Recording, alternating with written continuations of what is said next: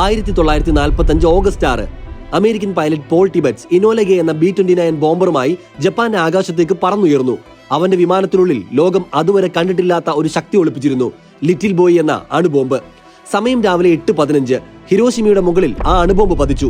ഒരു നഗരം മുഴുവൻ ഒരൊറ്റ നിമിഷം കൊണ്ട് ഇല്ലാതായി.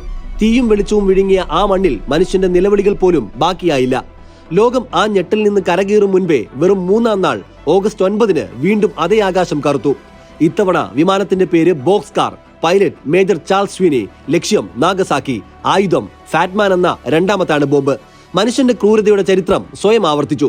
2 നഗരങ്ങൾ ഒരു പിടി ചാരമായി മാറി. ലക്ഷക്കണക്കിന് ജീവനുകൾ പൊലിഞ്ഞു.